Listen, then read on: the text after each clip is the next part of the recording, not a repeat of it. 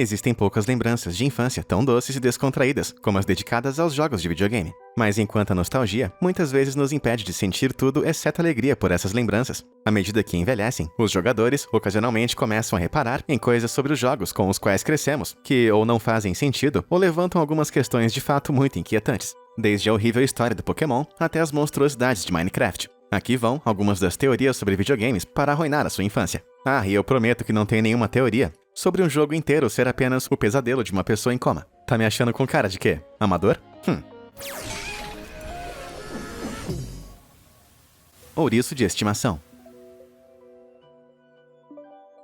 Sonic, o ouriço, tem corrido, saltado, girado e servido de inspiração para alguns fanarts que eu gostaria de desver desde 1991. Mas e se eu te disser que o ouriço azul pode não ser tão livre quanto a gente pensa? Vamos dar uma olhada no lar de Sonic por um momento. Enquanto os mundos de jogos de plataforma sempre são um pouco contidos, Sonic leva isso a um outro nível. Quem é gamer entendeu. Existem loops fechados e rampas retorcidas, que nunca se formariam naturalmente, e que existem somente para serem percorridas em velocidades incríveis. Além disso, o mundo de Sonic é cheio de coisas projetadas para ajudá-lo. Molas, painéis, plataformas móveis e boosters. E levando em conta que o mundo de Sonic parece ser todo natural e orgânico, enquanto o vilão, Dr. Eggman, é a única força industrial presente, faz sentido que ele seja o responsável por colocar esses acessórios e estruturas não orgânicas no mundo de Sonic. Mas por que Dr. Eggman criaria ferramentas para ajudar o seu arqui-inimigo?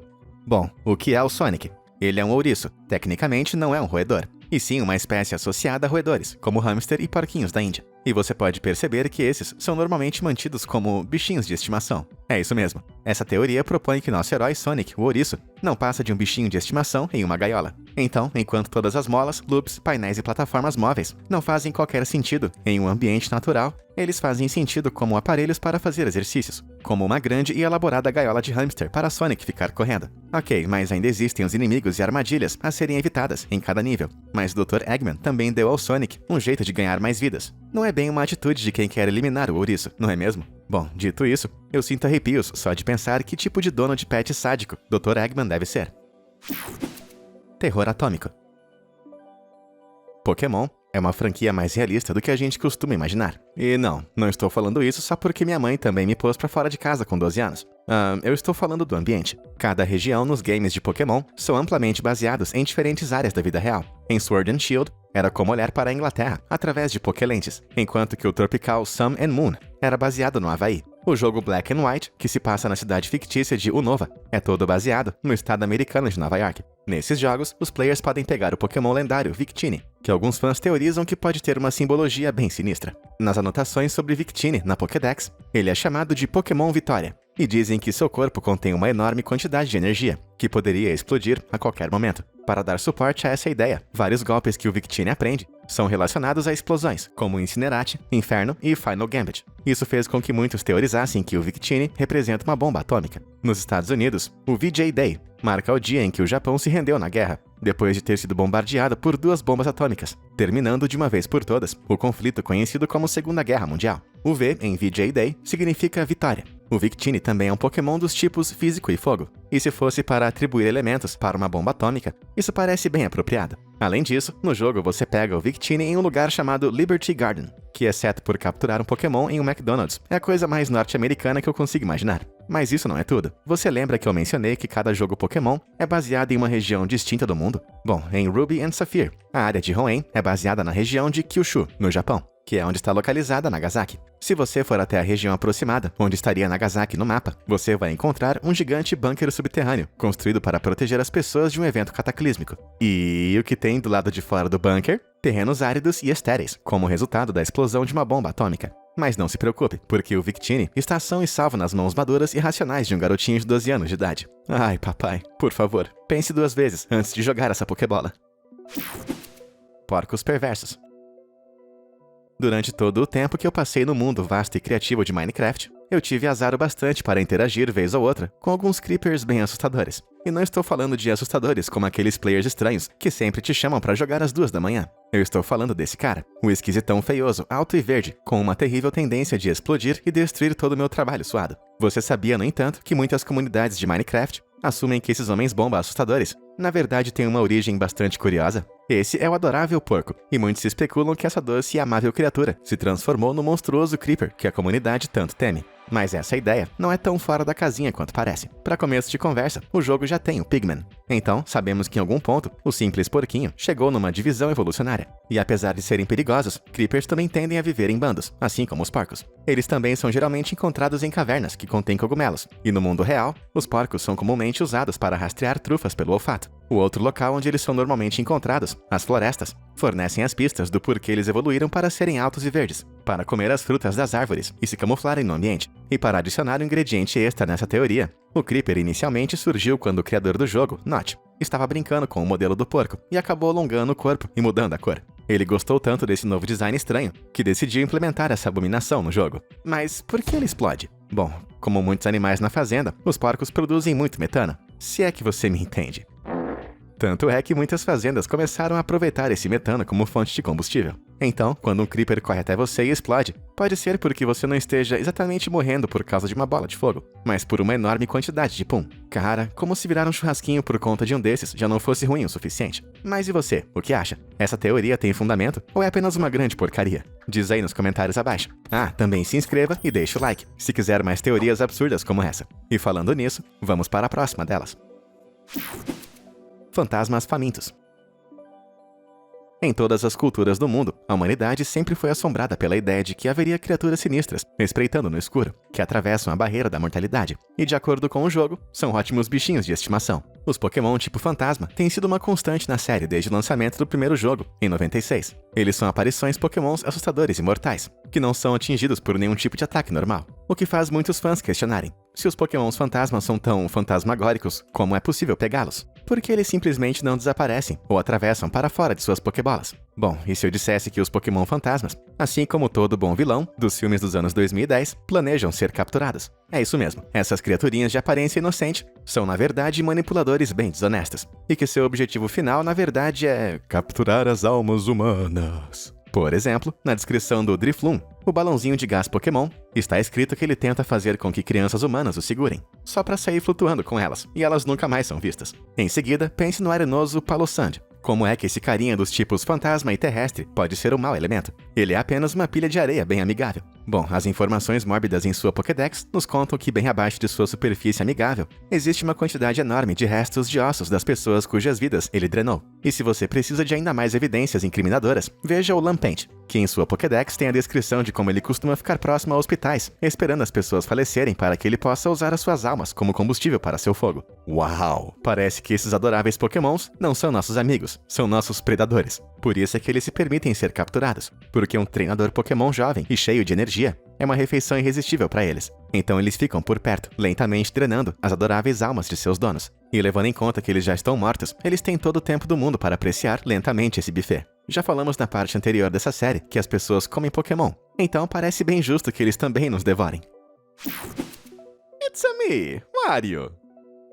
Na minha opinião, não há herói maior do que o Mario. Ele resgatou donzelas em perigo, derrotou reis malignos, viajou ao redor do mundo e até mesmo foi para o espaço 2 vezes. Nada mal para alguém que ainda tem um registro profissional de um encanador. Obviamente, com toda a publicidade, o grande Mario acabou atraindo alguns fãs, e é nisso que se baseia a nossa próxima teoria. Esse é o Wario, o brutamonte que de alguma forma conseguiu tomar um papel de destaque em 2 franquias da Nintendo. Ele apareceu pela primeira vez no Game Boy Advance, em Mario Land 2, lá no ano 1992, atuando como principal antagonista do jogo. Desde então, ele apareceu em inúmeros spin-offs, sempre no papel de inimigo do Mario. No entanto, quando você começa a analisar as coisas um pouco mais de perto, não parece realmente que o Wario detesta o Mario. Parece apenas que ele é obcecado pelo herói. Vamos observar algumas evidências. Para começo de conversa, Wario usa precisamente o mesmo nome de Mario, só virando o M de ponta cabeça. Observando as roupas, Mario e Luigi são tanto encanadores quanto irmãos, o que justifica as roupas parecidas. No entanto, Wario não é encanador e nem é irmão de Mario, mas se veste exatamente igual a ele.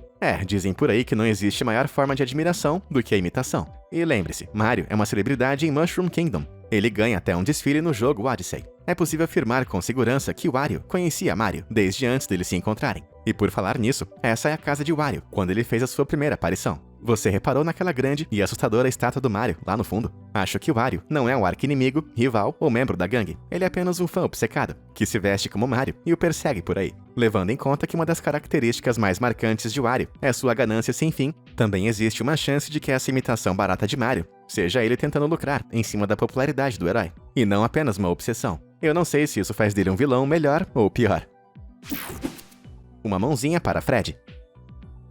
Five Nights at Freddy's é uma série de jogos de sobrevivência do gênero de terror, e mesmo que seja classificado como 12 anos ou mais, é incrivelmente popular entre as crianças mais novinhas. O protagonista do jogo está sendo assombrado pelo que eu chamaria de uma versão um pouco mais fofinha dos velhos animatrônicos de Chuck E. Cheese. Em termos de horror, o jogo não usa recursos como sangue e coisas nojentas, e sim uma opção um pouco mais inofensiva, só que ainda mais aterrorizante: os jump scares. Contendo 8 jogos principais, diversos spin-offs e até mesmo vários livros, a série contém mais voltas e reviravoltas do que um prato de espaguete. Mas, dito isso, existe um detalhe que tem perturbado a comunidade desde os primórdios: quem deixou a marca de mão no rosto de Freddy. Se você observar o personagem Fred bem de perto, é possível ver claramente a impressão de uma palma de mão em seu rosto. Isso fez com que a comunidade especulasse quem deixou essa marca e o porquê. Alguns fãs alegam que há evidências de que Fred está por trás da famosa mordida de 1977, que é um incidente importante no cânon do jogo, quando um dos animatrônicos machucou seriamente uma criança com a mordida. No entanto, qual dos animatrônicos fez isso é tema de muitas especulações há anos. Alguém tentando se livrar de Fred pode ter batido em seu rosto com força o suficiente para deixar uma marca.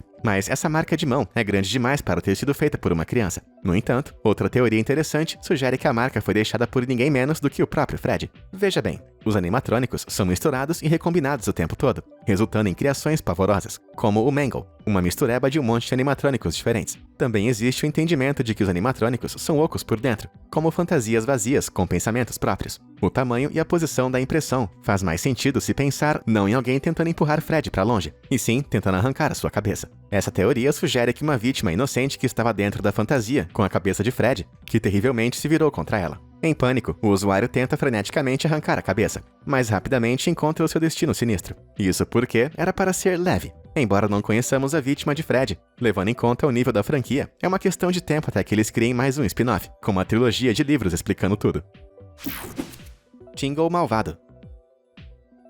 Se você já jogou Legend of Zelda, com certeza já se deparou com esse carinha aqui, o Tingle. Ele apareceu pela primeira vez em Majora's Mask, e depois disso fez diversas outras aparições nos jogos da série. O personagem reincidente é facilmente reconhecido por seu macacão verde super justo ao corpo, sua baixa estatura e seu desejo incontrolável de se tornar uma fada. No entanto, esse inocente objetivo se torna um pouco menos incrível quando você descobre que ele já tem 35 anos de idade. E nossa próxima teoria trata especificamente de Tingle em The Wind Waker, mas não deixe as coloridas imagens do jogo te enganarem. Esse Tingle é o pior de todos. Quando Link, o protagonista, encontra Tingle, ele estava preso na cadeia de Windfall Island, o que já não me parece um bom começo. Depois de ser libertado, ele pode ser encontrado em sua própria ilha, que tem uma torre misteriosa. No topo, você vai encontrar 3 homens vestidos como Tingle, 2 dos quais estão girando uma imensa catraca. Daqui, Tingle ajuda Link a mapear o oceano e até auxilia na quest para montar o todo-poderoso Triforce. Apesar da sua intenção em ajudar, no entanto, certamente existe algo sinistro acontecendo. Para começo de conversa, Tingle diz que foi preso simplesmente por sua aparência estranha. Mas levando em conta que existe esse cara esquisitão aqui, em Windfall, fica difícil acreditar. Em segundo lugar, os homens operando a catraca aparentam estar lá contra suas vontades, não é mesmo? Eles parecem hesitar sempre que você fala com algum deles. E sem um barco, eles não têm como sair da ilha. Ok, mas afinal, por que eles estão fazendo aquilo? Bom, por toda Wind Waker, você pode encontrar diversas ilhas que são o lar das Great Fairy. Essas fadas poderosas são capazes de aumentar as capacidades de Link, mas elas não são fáceis de encontrar. Isso porque as Great Fairies são encontradas abaixo da superfície das ilhas. Link precisa usar uma bomba ou Power Bracelets para mover imensas pedras e ter acesso às fadas. Bom, olhando para a ilha de Tingle, ela se parece muito com uma Fairy Island, não acha? Isso fez com que algumas pessoas especulassem que os empregados de Tingle estivessem operando uma imensa broca para perfurar um acesso até o reino das fadas. E no fim das contas, até que faz sentido, já que o maior objetivo de Tingle é se tornar uma fada. Além disso, Tingle passa a maior parte do seu tempo mapeando o oceano, então ele poderia estar procurando por mais ilhas das fadas. Mas de qualquer maneira, eu não quero nem pensar o que Tingle faria ao encontrar uma Great Fairy. A faria de escrava? A faria para o jantar? Vai saber. Ah, e por algum motivo, a Nintendo também deu um jogo próprio pra esse esquisitão. Por favor, Nintendo, pare de recompensar os seus personagens macabros. Princesa Podre. Peach e Mario são como Ross e Rachel do mundo dos videogames. Em alguns momentos, eles parecem um casal, e em seguida, parecem apenas amigos. Mas se a teoria a seguir for verdade, a relação entre os dois pode ser muito mais complicada do que a gente imagina. No amado jogo Super Mario Galaxy, Mario entra em uma aventura pelos planetas do universo. E durante sua jornada, ele é ajudado pela misteriosa Rosalina. Ela cuida de uma estação espacial, onde cultiva lumas, esses bebês estrela que eventualmente crescem para se transformar em planetas e meteoros. Isso faz de Rosalina um misto de babá e Deus, eu acho. Durante o jogo, Mario aprende a história de Rosalina, por meio de um livro de contos fofo e colorido. A história conta que quando a garota era criança, ela foi mandada para o espaço e acabou construindo a estação espacial para si e para os Lumas. A história fica ainda mais triste quando Rosalina começa a chorar e conta aos Lumas que sua mãe está dormindo sob uma grande árvore em sua casa. Por mais trágico que seja, parece que há algo estranho nessa foto. Ela parece familiar. E quanto a essa aqui? É bem difícil negar que a mãe de Rosalina se parece exatamente com a Peach. Sabendo disso, eu quero que você me responda. Elas não são super parecidas? As duas são loiras, o rosto é bem semelhante, as duas têm os cabelos ondulados, e ambas conseguem até flutuar. É claro que isso iria significar que Peach está morta. Mas como isso é possível se ambas aparecem vivas e bem nesse mesmo jogo? Bom, não vai cair do seu assento, porque no final de Mario Galaxy, alerta de spoiler, o universo acaba quando um buraco negro massivo destrói tudo. Rosalina aparece e conta ao Mario que o universo está para ser reiniciado. Algumas coisas vão continuar iguais, enquanto outras serão diferentes. Se essa não for a primeira vez que isso acontece, então faz sentido que Rosalina possa ser uma versão do universo onde Peach realmente morreu. Vale lembrar que esse é um jogo do Mario. Como é que o Bowser e o Mario não ficam o tempo todo conversando sobre como o universo acabou e foi reiniciado? Acho que eu vou focar no jogo de tênis daqui pra frente. Pac-Man pilhadão.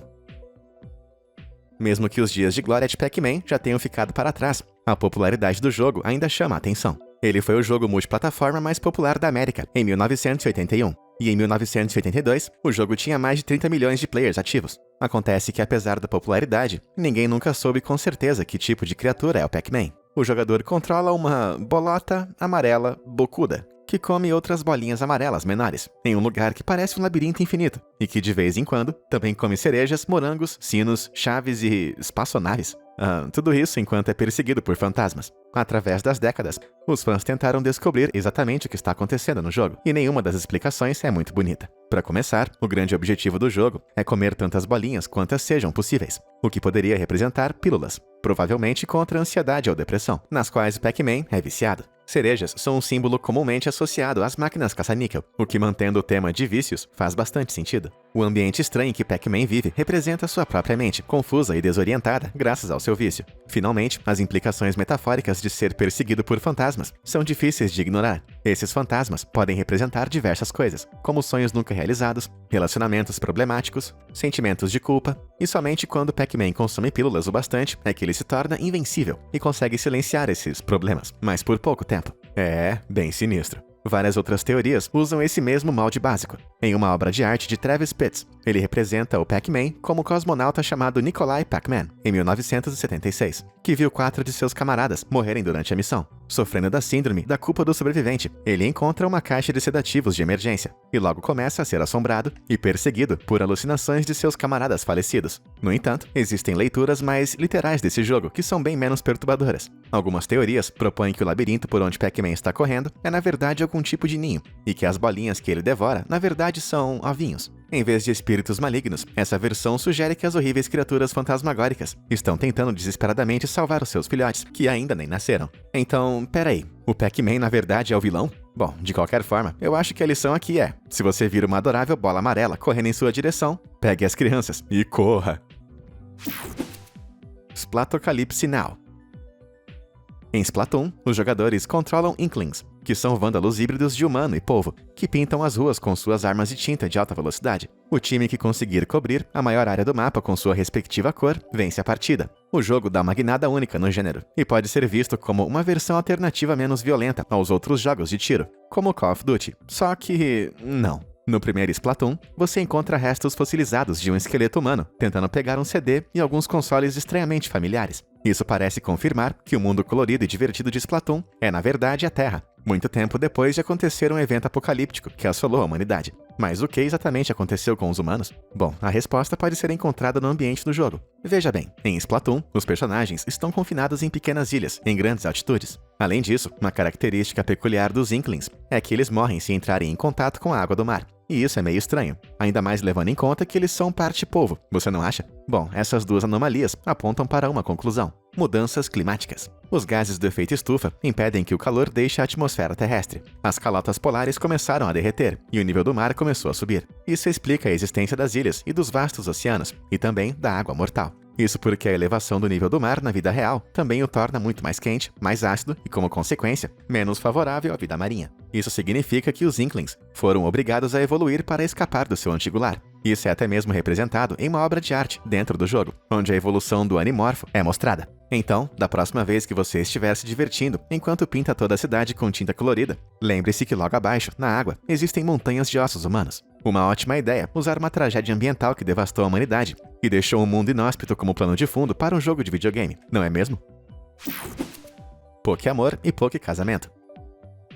Minhas desculpas sinceras aos fãs de Pokémon. Esse vídeo pegou um pouco pesado com a comunidade até agora, com explosões nucleares e fantasmas perversos arruinando tudo. Então, acho bom você parar de assistir o vídeo por aqui, porque as coisas só vão piorar daqui pra frente. Isso porque eu estou prestes a fazer uma pergunta muito importante. Por que alguns Pokémon usam roupas? Sério, eles não são criaturas selvagens? Ainda assim, alguns Pokémon como o Jynx, Machoke, Hitmonchan e muitos outros simplesmente aparecem na natureza, totalmente vestidos. E uma vez que você tenha reparado nisso, é perturbadoramente difícil não tentar imaginar como eles são sem essas roupas.